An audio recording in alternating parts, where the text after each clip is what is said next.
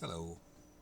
Well, you may be sitting at home right now thinking to yourself, how come it's taking so long to get a vaccine for COVID 19? Why don't I have one made in Canada? Well, that's a really good question. Did we ever make vaccines? Well, the truth of the matter is, we had a place in Toronto and a place in Montreal.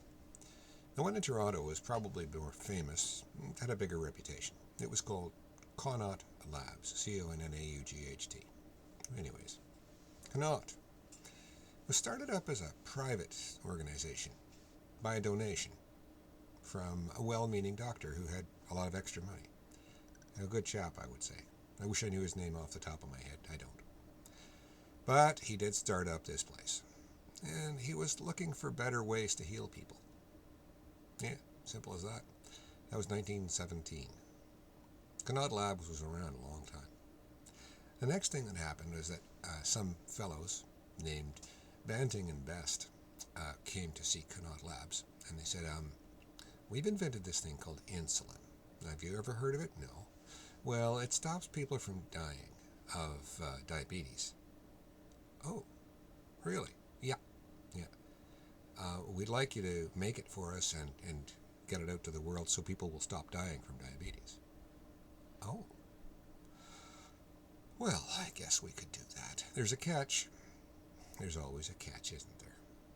Yeah. Banting and Best didn't want any money.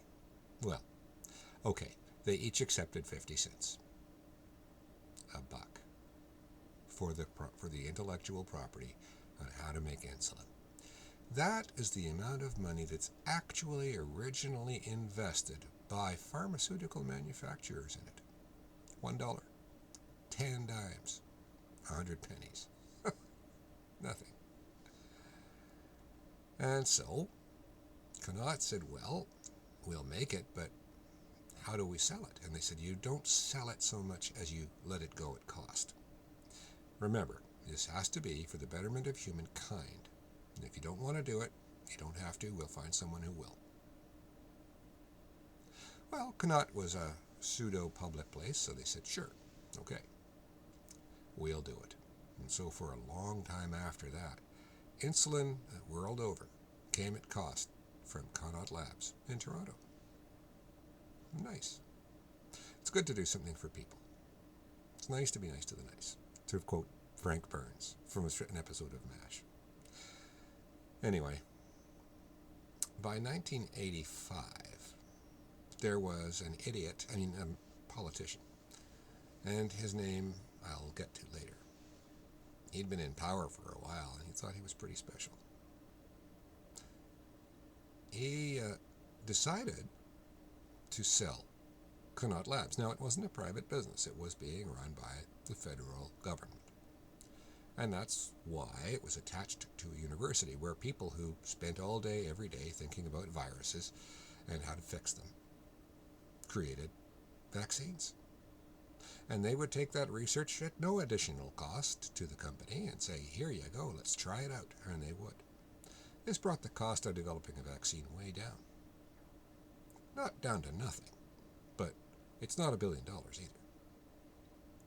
Because the intellectual property and the time is a big chunk of where the money goes. Thinking about how. The current RNA vaccine, for example, has been made over 30 years by two people from Turkey. Yeah, they live in Germany. Anyway, back to my story. This man decided it was time to sell Connaught Labs. So he went looking for bidders.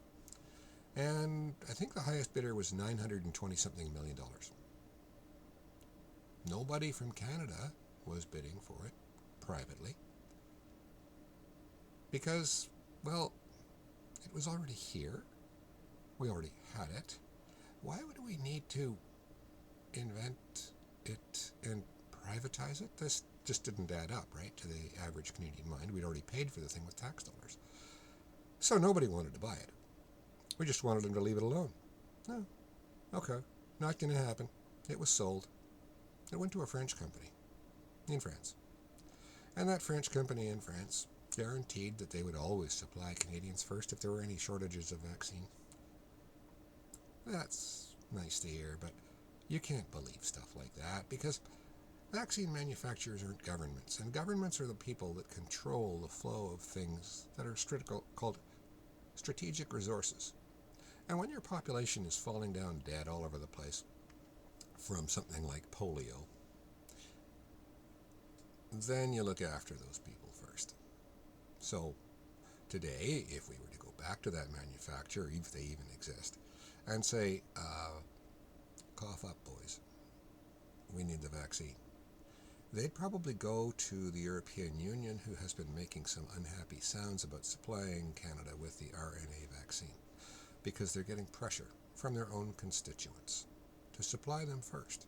And if a constituent was living in Europe and phoned his member of the EU and said, I want you to supply me first because, frankly, I paid for it. Well, there was this pledge made to Canada. What did Canada get out of the deal, a constituent would ask? Well, nearly $1 billion. Canada got what it deserved, and it's had its $1 billion in money. I want the vaccine first.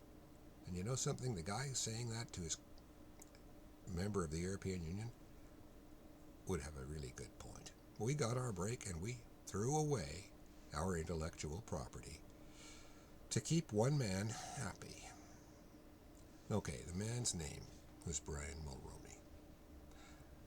Worse yet, he had an affiliation, because he was its leader, with a group called the Progressive Conservative Party of Canada.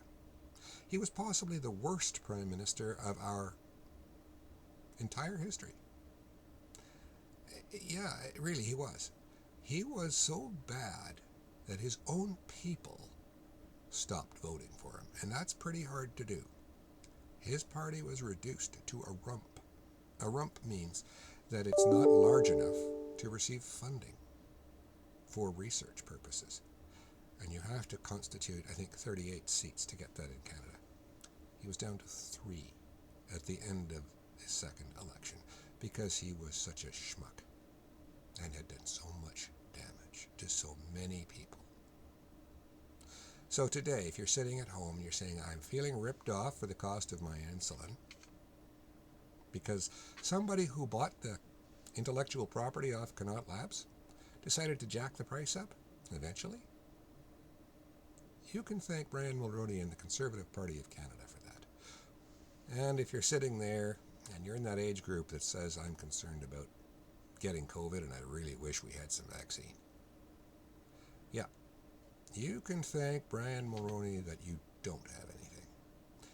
And also that Connaught Labs and its worldwide reputation that brought people here to learn is gone. That's a really sad story, but it's the truth. I'm Patrick Stewart. I'm not conservative, and I don't think you should be either.